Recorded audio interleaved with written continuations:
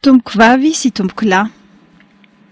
Ilaza miara-mahita manoloana izao hafanan'ny fiaonantsika rehetra eto izao, raha mbola namafy indray fa ravoravo tanteraka tafaraka aminareo eto androany. Koa miarahaba tompoko vavy, salama tompoko lahy. Ny voalohanteny dia ny fankahirezana ireo rehetra trapavoazana vokatry ny rivo-doza Bingiza farany teo, teto amin'ny distrikany Maroantsetra sy manerana ireo faritra rehetra nandalovany. Tsy mora ny manarina ka misikina heritsaina, mitafy heritsandry hiatrika ireo asa fanarenana rehetra ilaina, ahafahana manohy indray ny asa fivelomana sy ny fiainana andavanandro. 8 Mars, andro iraisam-pirenena ho an'ny vehivavy maneran-tany. Tsy diso anjara amin'izany fahatsiarovana izany isika ry vehivavy malagasy tsy vaky folo, ka dia fifaliana ho ny miarahaba antsika vehivavy rehetra natratra izany. Enganie, tsy ho fankalazana mandalo fotsiny ihany izany, fa mba hitaomana antsika andinika hatrany fotony mihitsy ny toerana misy ny vehivavy ankehitriny sy ny toerana tena tokony hisy ny vehivavy ao anaty fiarahamonina. Ny olana mbola misakana ny fanomezana sehatra antsika vehivavy, ka mbola mampitombona hatrany ny fisian'ny andro famarinana tahaka izao. Ny antefa manokana amintsika andriambavilanitra rehetra eto Maroantsetra aloha ny resako. Mananjara raha samy malagasy ianareo eto, satria miaina aty amin'ny faritra anisan'ny tsara sy mahavokatra indrindra raha ny eto Madagasikara. Aoka mba hoery mandrisika isanandro izany, ka mba hanomezanareo ohatra tsara ho an'ny vehivavy malagasy tantsaha rehetra manerana ny nosy. Raiso an-tanana amin'ny fiainanao ary mahiriza amin'ny asa fambolena izay atao, mba ho filamatra sy modely ho an'ny faritra mpamboly rehetra eto Madagasikara. Ny tao-trano tokoa tsy efa nirery, tsy afa mandeha irery na ny lehilahy na ny vehivavy, ka hiambo havita tena eo amin'ny fampandrosoana na ny tokantrano na ny fiarahamonina misy antsika tsirairay avy.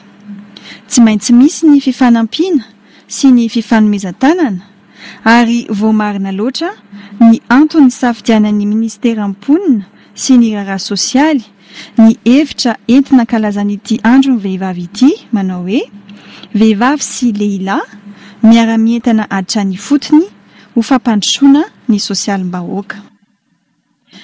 Eto dia te-hankahery tsirairay tsy hitolefika sy ho voasakan'ny hoenti-manana sy ny anjara asa, fa na inona ny toerana misy ianao, na mikarakara tokantrano, na mpivarotra, na mpamafa lalana, na mpiasa birao, dia ny lanjanao amin'ny fametrahanao ny tenanao eo anivon'ny fiarahamonina no mamaritra ny mahaenao anao, fa tsy nisy saranga misy anao akory. Ka izay indrindra no hamafisako etoana fa ao amin'ny vehivavy tsirairay ny hery hanovany ho amin'ny tsaratsara kokoa.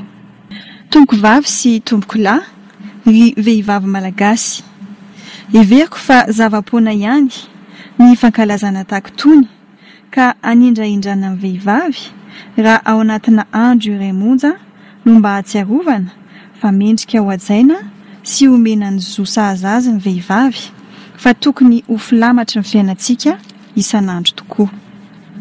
Ka araka ny loha hevitra ny safidiana dia ny hoe tokony hitovy lanja ny vehivavy sy ny lehilahy eo amin'ny toerana izay misy azy ireo tsirairay avy, ka mandeha ila ihany na mandringa mihitsy raha misy ny omena tombony manokana ao anatin'ny asa fampandrosoana izay atao.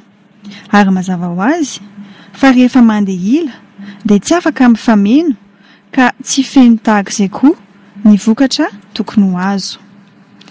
Loha hevitra ny safidian'ny firenena mikambana rahateo amin'ity taona ity no hoe fitovian-jo eo amin'ny fahazoana fanabeazana, fanofanana, siansa ary teknôlôjia mba ahazoan'ny vehivavy asa mendrika kokoa.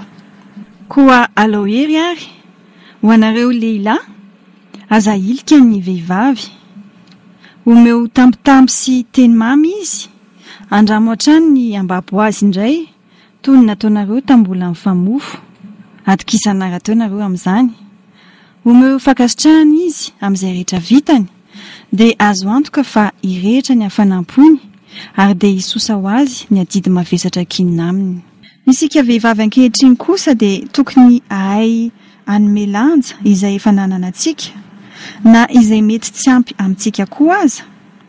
Handray ny tranga rehetra miseho amin'ny fiainantsika mba ahafahantsika maka fampianarana sy mandrato fanabeazana vaovao hatrany. Iaina ny nofinofitsika ka andresy ny sakana eny amin'ny lalantsika. Hiatrika ny andavanandrom-piainantsika ampahavitrihana hatrany.